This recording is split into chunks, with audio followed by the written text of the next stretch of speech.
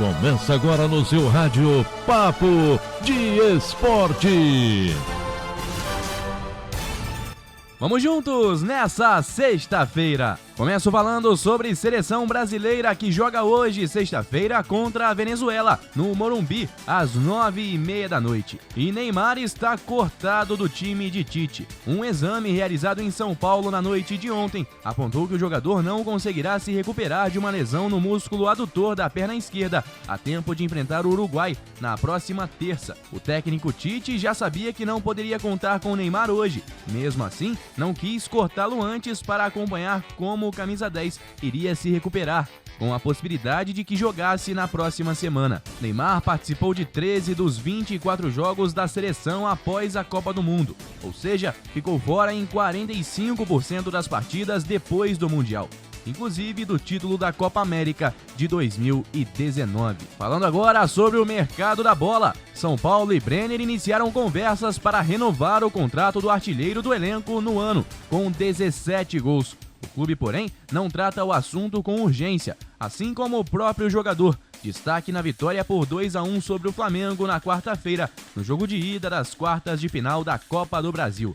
Com 13 gols em 11 jogos, Brenner subiu de patamar e vive aos 20 anos o melhor momento de sua carreira profissional. A fase goleadora apontou os holofotes para o atacante, mas a visão do São Paulo nas conversas com o jogador é de que ele está em casa. O contrato atual é até 2022 e a multa é milionária, 319 milhões de reais para quem quiser tirar Brenner do São Paulo. Brasileirão Série B, já são 7 jogos de invencibilidade, 5 sob o comando de Felipão. Desde que o treinador assumiu o Cruzeiro após a 16ª rodada da Série B, o time não perdeu mais e saiu da zona de rebaixamento. Essa sequência sem derrotas no campeonato é a maior obtida pelo time celeste, que antes só tinha ficado 3 partidas seguidas sem perder, logo nas 3 primeiras rodadas da competição. Os bons resultados de Luiz Felipe Scolari com o Cruzeiro tiraram o time do Z4 e o risco de rebaixamento caiu consideravelmente. Após o empate por 0-0 com o Juventude na 16ª rodada, as chances de o Cruzeiro cair para a Série C eram de 56,7%. Essa probabilidade caiu para 17%, uma diminuição de quase 40 pontos percentuais e que deixa o torcedor da Raposa aliviado. Mas tem um caminho longo pela frente ainda o Cruzeiro na Série B. Ainda nos números, mas agora na Série A do Brasileirão. Após receber 9 confrontos na Ilha do Retiro neste Brasileirão, o Sport confirma a condição, colocada pelo próprio técnico Jair Ventura, de que não negocia resultados em casa. Isso porque, atualmente, o rubro-negro é o único clube sem empates como mandante nesta Série A. Os dados são do espião estatístico.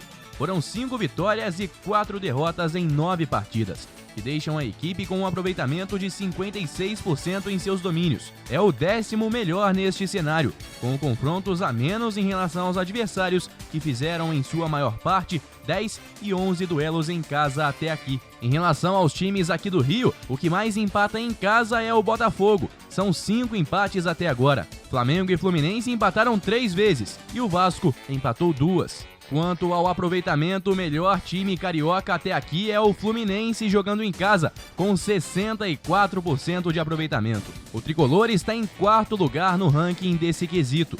O Flamengo está só em 9º, com 56% de aproveitamento. Vasco e Botafogo aparecem no final da lista. O Cruz Maltino tem 41% em 17º lugar e o Botafogo é só o penúltimo, à frente apenas do Goiás, que é o lanterna do Brasileirão. O Alvinegro tem apenas 37% de aproveitamento, jogando em casa nesta temporada. Vamos falar então de Campeonato Brasileiro por aqui. Lembrando que neste final de semana, em virtude das eleições municipais, os jogos acontecem em sua maioria no sábado. Não tem partida no domingo e aí na segunda-feira a rodada de número 21 vai ser concluída. Jogam neste sábado às 16h30 Santos e Internacional em um grande jogo na Vila Belmiro.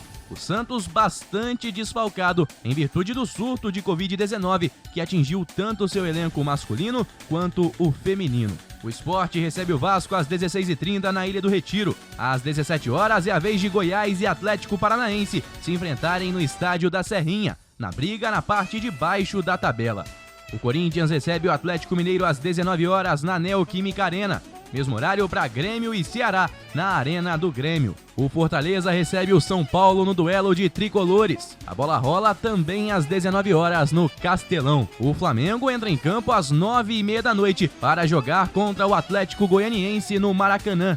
No mesmo horário, tem Palmeiras e Fluminense no Allianz Parque, em São Paulo. O Palmeiras também repleto de desfalques em virtude de Covid-19 e também das seleções, tanto brasileira como as outras sul-americanas. Na segunda-feira, mais 2 partidas. Curitiba e Bahia no Couto Pereira às 18 horas e Botafogo e Bragantino no Newton Santos às 8 da noite. Na tabela de classificação, o líder ainda é o Internacional com 36 pontos. Atlético Mineiro e Flamengo têm 35, São Paulo 33, Fluminense em quinto 32 e Palmeiras em sexto 31.